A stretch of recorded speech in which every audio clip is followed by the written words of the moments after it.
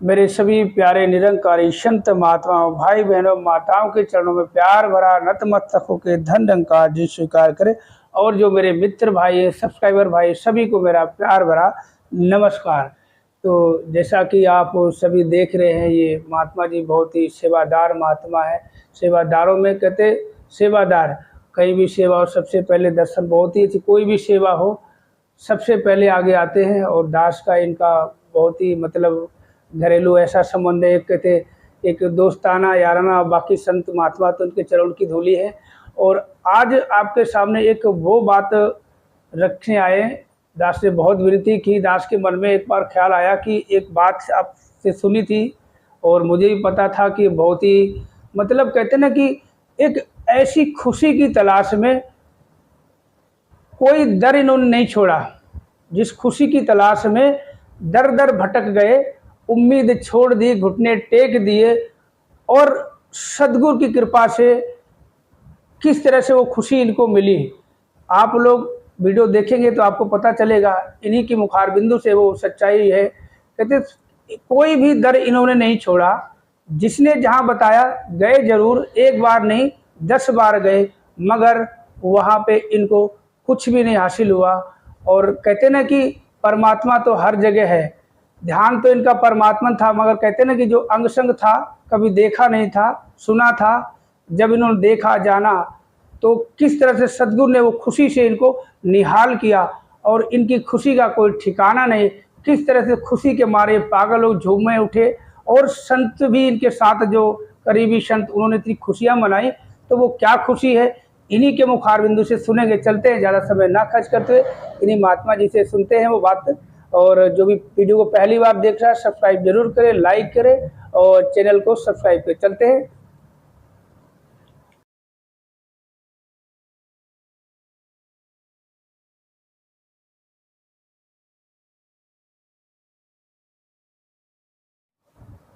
प्यारी साध संगत जी, प्यार से कहना धन निरंकार जी।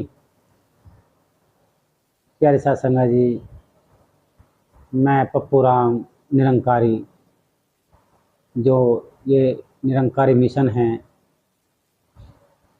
दास 2012 से इस मिशन से जुड़ा हुआ है। और साध संगत जी,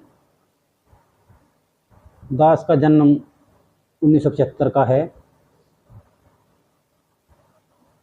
लेकिन साध संगत जी, जो असली जन्म है वो 22 सितंबर 2012 का ही है, क्योंकि उस दिन इस जीवन के महत्व का पता लगा। दास ने उस दिन ज्ञान लिया, अंधकार से प्रकाश की ओर। साध संगत जी, ये सतगुरु की बड़ी रहमत है, कृपा है, दया है। जिस पे ये नौछावर हो जाता है उसको ये अनमोल बना देता है। साध संगत जी, जो ये निरंकारी मिशन है, ये मानवता का एक स्रोत है। इसमें मानवता ही मानवता है, क्योंकि संसार में देखे तो कितने भरम भूले के हैं। अगर दास पीछे जाए तो दास की शादी 96 में हुई थी और फिर 2000 में एक बच्चा भी हुआ, लेकिन वो 3 दिन के बाद भ्रमलीन हो गए। दास ज्ञानवान नहीं था। फिर कुछ दिन के बाद बच्चा नहीं हुआ और दास इधर उधर भटकने लगा। फिर किसी संसारिक ने बताया कि आप किसी संत के पास जाइए कि और वहाँ पे जाकर रहमतें मांगिए। तो ऐसे संत पानीपत में थे, जो राम भक्त थे, हनुमान भक्त थे, और दास उनके पास गया। फिर वो दास को बालाजी भी लेकर गए और दास ने बालाजी में उनको रूप देखा। हनुमान जी इनके अंदर प्रकट हुए। दास को तो ऐसा लगा हनुमान जी इनके अंदर आ गए हैं, क्योंकि उन्होंने जो गदा घुमाई उस शरीर के अंदर प्रवेश हुए। और दास को ऐसा लगा कि सचमुच हनुमान जी इनके अंदर हैं। और फिर उन्होंने पानीपत में एक मंदिर बना हुआ था, राम का मंदिर, बहुत बड़ा भव्य मंदिर उन्होंने बना रखा था घर में ही। एक जगह ली हुई थी 100 गज की, और वहाँ पर अक्सर अपने भक्तों को बुलाया करते थे। दास को उन्होंने बुलाया कि आपको जो भी कष्ट है जीवन में वो बता दिए जाएंगे। साथ संगत जी, दास वहाँ पे गया पहली बार, तो वहाँ पे कुछ भक्तों को उन्होंने बताया, जैसे आजकल बागेश्वर बाबा जी बताते हैं, किसी की पर्ची निकाल दी, किसी के बाप का नाम बता दिया। वो भी अक्सर ऐसी बातें बता दिया करते थे। दास को ऐसा लगता था जैसे ये सचमुच राम भक्त हैं, हनुमान भक्त हैं। एक दिन दास सबसे पहले पहुंचा दूसरी बार, और वहाँ पे एक लेडीज बैठी हुई थी, उनसे कुछ वार्तालाप कर रही थी, अपने प्रश्न पूछ रही थी। तो दास को भी ऐसा लगा आज मौका है, शायद मैं दूसरा ही आदमी हूँ, मैं दूसरा ही भक्त हूँ, जो आज इनसे कुछ पूछने का मौका मिलेगा। लेकिन अचानक एक आदमी पीछे से आया, तीसरा आदमी, और उन्होंने अपना कार्यक्रम बंद कर दिया। उस आदमी से बोलने लगे, आप इस मंदिर से बाहर जाइए, आपके पास बीड़ी है, मंडल है, ये हनुमान जी का दरबार है, यहाँ पे आप कैसे आ गए? आपको पता नहीं, मैंने पहले ही बताया है। फिर दास को ऐसा लगा कि शायद ये पक्के राम भक्त हैं, क्योंकि ये शायद कोई नशा भी नहीं करते, इनके अंदर सिर्फ परमात्मा का नशा है। फिर दास ने जैसे ही पूछना चाहा कि प्रभु हमारे पास ये संकट है, संतान नहीं है, ये 2005 की 6 की कुछ बात रही होंगी, तो उन्होंने बोला अब तीसरी बार आना, क्योंकि वहाँ पे एक हफ्ते में एक बार ही दरबार लगता था।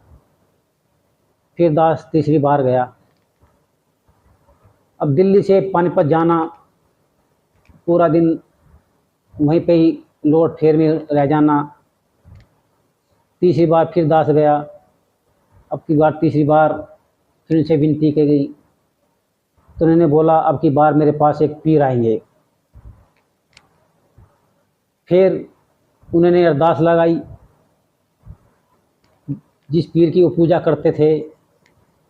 फिर उनके शरीर में प्रवेश हुआ और पीर बाबा आए। अब उन्होंने आते ही बोला, मैं पीर हूँ, मेरे लिए सिगरेट मंगाई जाए, कुछ ऐसे वाक्य बोल रहे थे। फिर उनके लिए सिगरेट मंगाई, और फिर वो जलाई पूरी डब्बी, जितनी भी सिगरेट थी। और फिर दास धूम्रपान नहीं करता था, आज भी नहीं करता है, पहले भी नहीं करता था, कोई नशा नहीं है दास के पास। लेकिन उन्होंने सुट्टा लगाया सभी सिगरेटों में। अब पता नहीं दास को क्या अब उन्होंने बोला कि ये जो भी सिगरेट हैं सभी में बांट दो।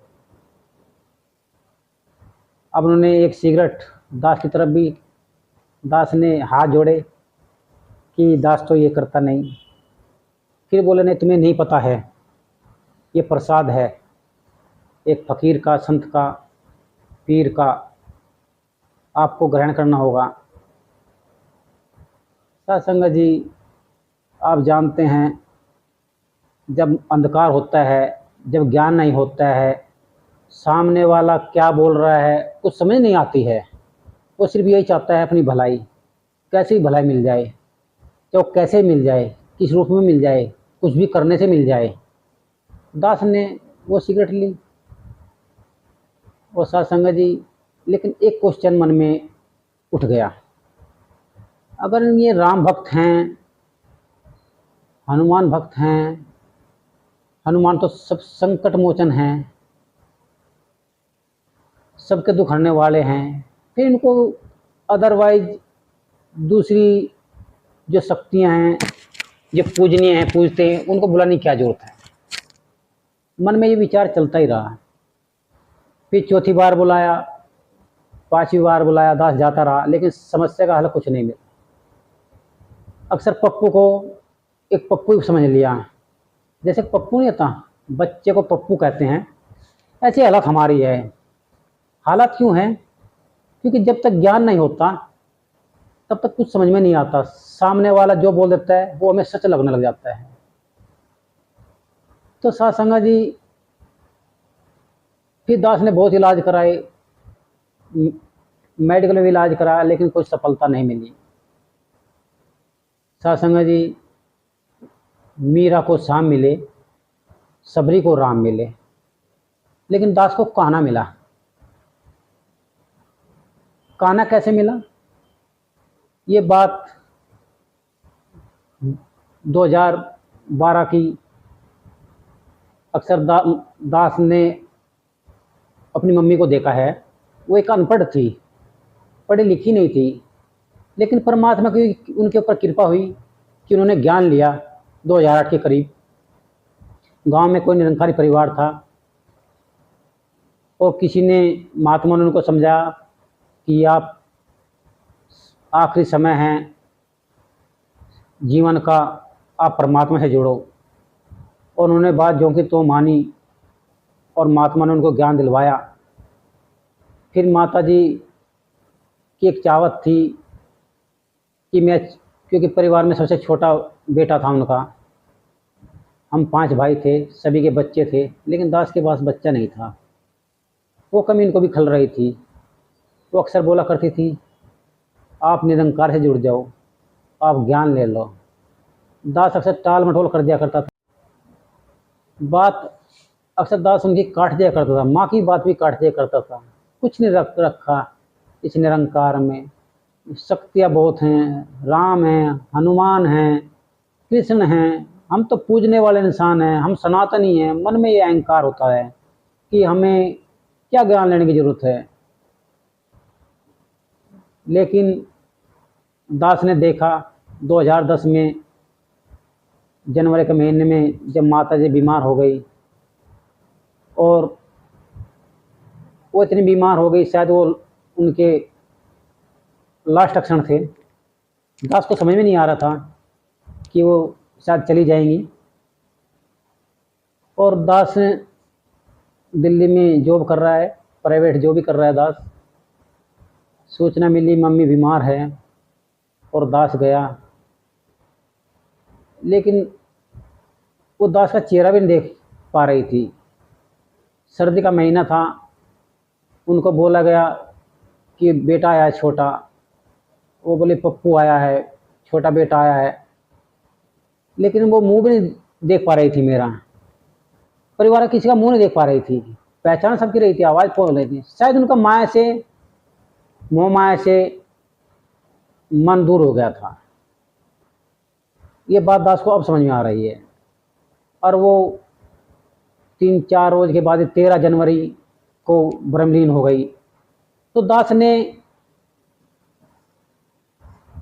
उनको ब्रह्मलीन होने का एक जो तरीका है, ब्रह्म में लीन कैसे हो जाता है, कि माया से कैसे ये दूर कर देता है। वो किसी का चेहरा नहीं देख पाना, ना कोई जिज्ञासा मन में। बोलती थी कि अब प्रभु परमात्मा के पास जाना है, मेरी कोई इच्छा नहीं है। और उन्होंने शरीर को त्याग दिया और ब्रह्म में लीन हो गई 13 जनवरी को। फिर दास